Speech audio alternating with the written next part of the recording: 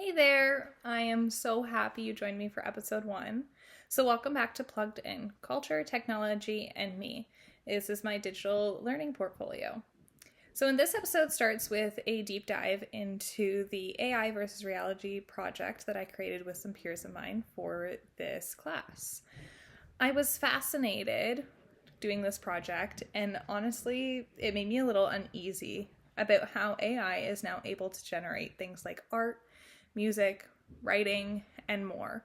We explored how AI is able to do this and different platforms that are used to generate art, to generate music, to generate writing prompts just by giving AI small little things. You can give AI a tiny little prompt and it can generate an entire song.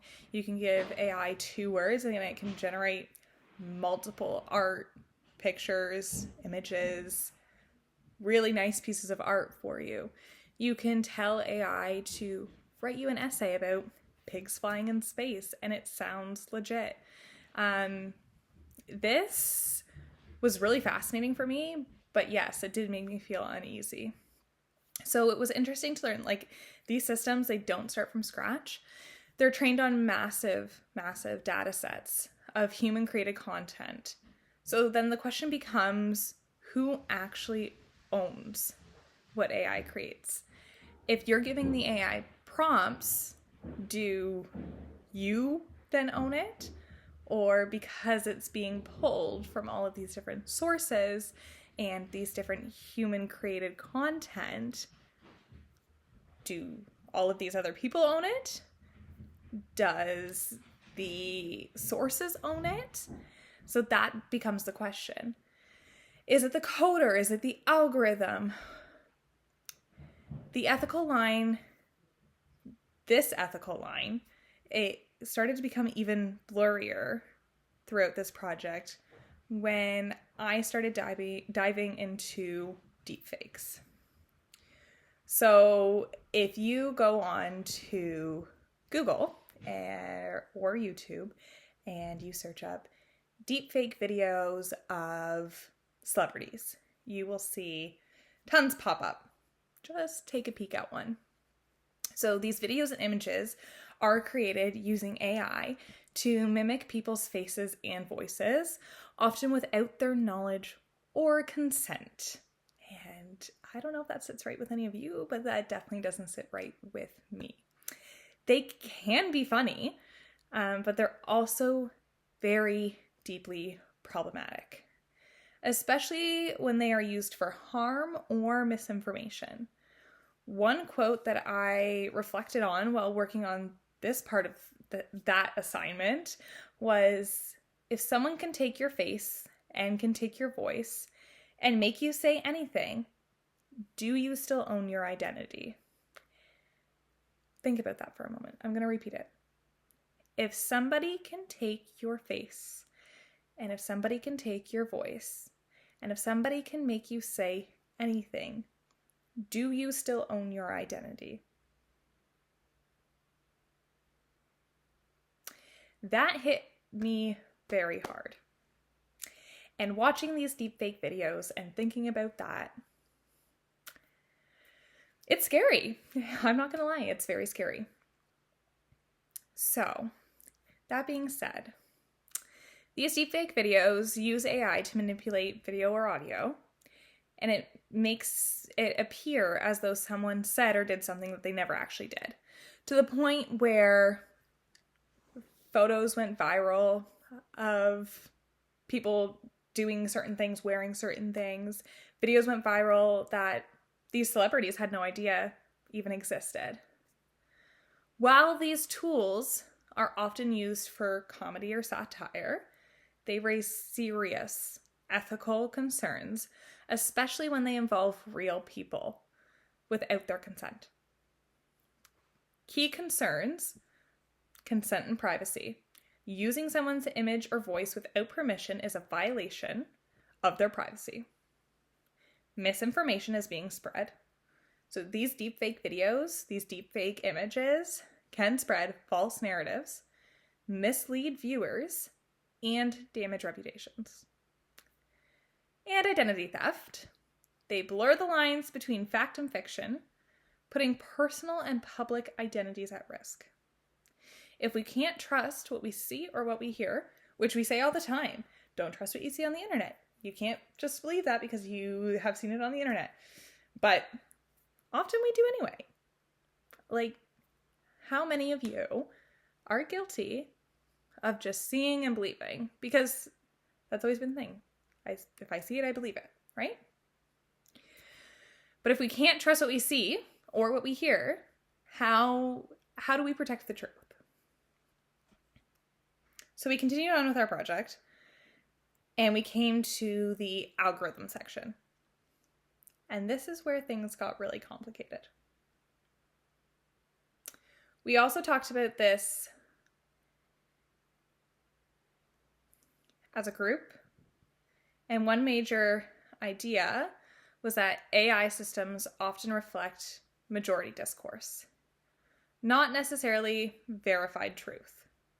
So what happens when people treat AI tools like Google, ChatGPT, or AI news readers like objective authorities?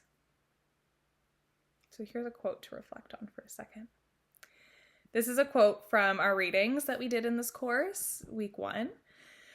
So it says, after one African-American Harvard professor learned that Googling her own name returned adverts targeted on people with criminal records, and as a result was forced to prove to a potential employer that she had never been in trouble with the police, she began researching the adverts delivered to different ethnic groups.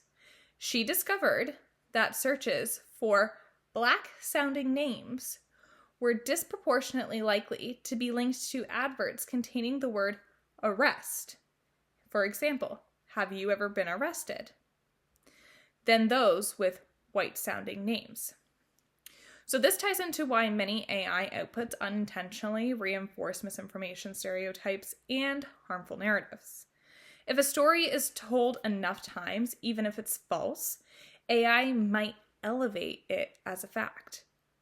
And that is dangerous. All of this kind of made me take a step back and ask, what happens to human creativity if machines can just replicate everything we do?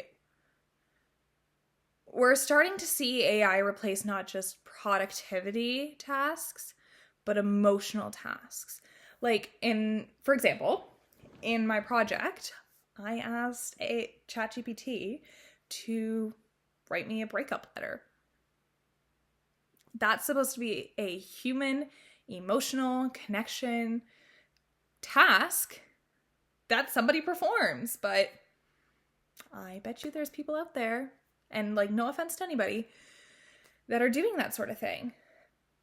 So in some corners of the internet, people are forming emotional relationships with AI chatbots and calling them friends. There was an article that came out a little while ago about somebody so-called cheating on their wife with ChatGPT. So there are people that form real connections with AI chatbots. And to me, that's concerning. This becomes convenience for a lot of people and cultural substitution. It's scary. So for me, this connected to a much bigger concern. If AI gets to tell the story, what happens to marginalized voices that are already struggling to be heard in digital spaces? This topic changed my whole perspective on AI. I used to see it as an exciting tool. Like, I took a whole course on AI and using AI in education. I've taken a couple courses on it. And to me, it's super exciting. And all the possibilities are super exciting. But now I see it as something that we have to approach with intentionality, ethics, and critical thinking, which I don't think is a bad thing. I think it can still be exciting. But I think approaching it with that kind of lens, I don't think is a bad thing. For educators, like, I currently am, but I'm hoping to go into teaching. Story for another time. It's not enough just to teach students how to use these tools, but we need to help them to learn to question them. Where did this content come from? Whose voice is missing? Who benefits? Because AI isn't just about generating content, it's currently shaping our culture. So, all that being said, thank you for joining me on episode 1 of Plugged In. In the next episode, we'll unpack identity and performance on social media and how what we post affects how we see ourselves.